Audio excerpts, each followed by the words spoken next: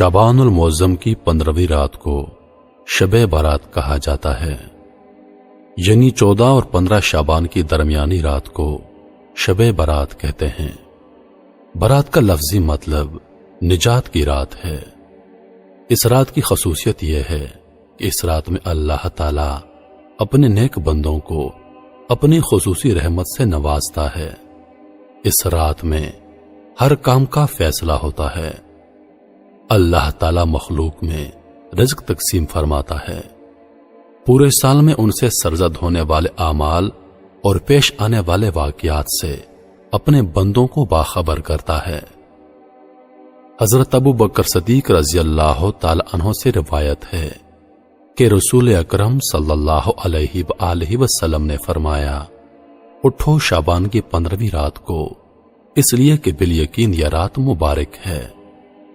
اللہ تعالی فرماتا ہے کہ اس رات کو ہے کوئی ایسا جو مجھ سے بخشش چاہتا ہو تاکہ میں اسے بخش دوں، ہے کوئی ایسا جو تندرستی مانگتا ہو، ہے کوئی محتاج کہ میں اس کی محتاجی دور کر دوں۔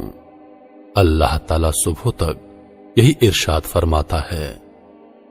اللہ تبارک و تعالی اس رات میں خود 7ویں آسمان پر جلوہ افروز ہوتے ہیں تاکہ اپنے بندوں کی دعائیں سن سکیں۔ حضرت علی رضی اللہ تعالی عنہ سے روایت ہے کہ رسول اللہ صلی اللہ علیہ وسلم نے فرمایا، شعبان کی رات اللہ تعالی آسمان کی طرف نزول فرماتا ہے، مشرک، دل میں کینہ رکھنے والے، رشتہ داروں کو قطع تعلق کرنے والے اور بدکار عورت کے سوا تمام لوگوں کو بخش دیتا ہے۔ عائشہ صدیقہ رضی اللہ تعالی عنہا نے فرمایا، ایک رات میں نے رسول اللہ صلی اللہ علیہ وسلم کو بستر پر نہ پایا تو میں آپ کی تلاش میں گھر سے باہر نکلی۔ میں نے دیکھا کہ آپ جنت البقیع کے قبرستان میں موجود ہیں۔ آپ کا سر مبارک آسمان کی طرف اٹھا ہوا ہے۔ حضور نے مجھے دیکھ کر فرمایا، کیا تمہیں اس بات کا اندیشہ ہے کہ اللہ اور اس کے رسول تمہاری حق تلفی کریں گے؟ میں نے کہا، یا رسول اللہ صلی اللہ علیہ وآلہ وسلم، میرا گمان تھا کہ آپ کسی بیوی کے ہاں تشریف لے گئے ہیں۔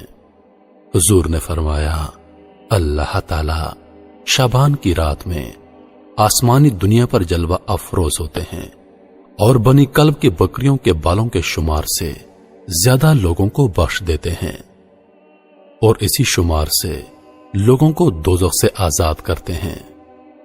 اس وقت اس قبیلے کے پاس بے حساب بکریاں تھیں۔ حضرت عائشہ صدیقہ رضی اللہ تعالی عنہا فرماتی ہیں کہ حضور صلی اللہ علیہ وسلم نے اس رات مجھے بھی عبادت کی ترغیب دی اور خود بھی عبادت فرمائی۔ آپ نے نماز پڑھی اور سورۃ الکوثر کی ایک چھوٹی سی سورت پڑھی، پھر آدھی رات تک آپ سجدے میں رہے، پھر کھڑے ہو کر دوسری رکعت پڑھی اور پہلی رکعت کی طرح اس میں بھی قرات فرمائی، پھر سجدے میں چلے گئے اور یہ سجدہ صبح فجر تک رہا۔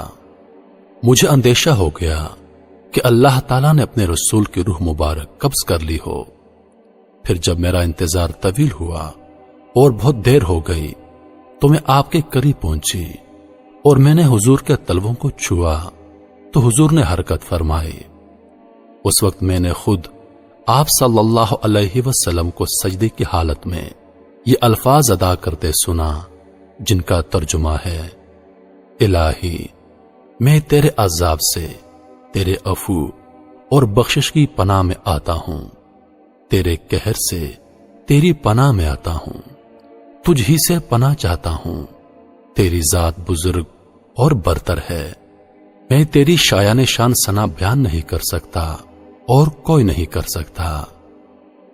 حضرت عائشہ صدیقہ رضی اللہ تعالی عنہا فرماتی ہیں، صبح میں نے دریافت کیا کہ میں نے آپ صلی اللہ علیہ وسلم کو پہلے کبھی ایسے کلمات ادا کرتے نہیں سنا۔ آپ نے دریافت کیا، کیا تم نے یاد کر لیے؟ میں نے عرض کی، جی حضور۔ آپ صلی اللہ علیہ وسلم نے فرمایا کہ خود بھی ان کو یاد کر لو اور دوسروں کو بھی سکھا دو۔ غرض یہ کہ شب بارات کی رات انتہائی عبادت اور انکساری کی رات ہے، جس میں ہمیں اللہ تعالی سے بخشش مانگنے کا حکم نبی کریم صلی اللہ علیہ وسلم نے خود فرمایا ہے۔ جب وہ خود اس رات میں اللہ تعالی کی بخشش مانگ رہے ہیں تو ہم لوگ تو ہیں ہی بخشش کے طلبگار۔ جانے انجانے ہم کتنے گناہوں کے مرتکب ہوتے ہیں۔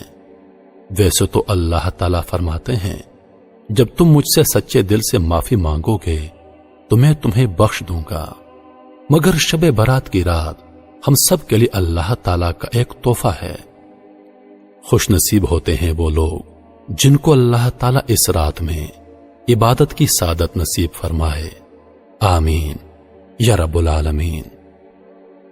میرے عزیز دوستو، جتنا ممکن ہو سکے اس رات میں قیام کیجیے، عبادت کیجیے اور اپنے گناہوں کی معافی مانگیے۔ اس رات میں اللہ تعالی ملک الموت کے ذریعے کام لگاتا ہے کہ جن لوگوں کی روحیں اس سال قبض ہونی ہیں ان کے ناموں کی لسٹ تیار کی جاتی ہے۔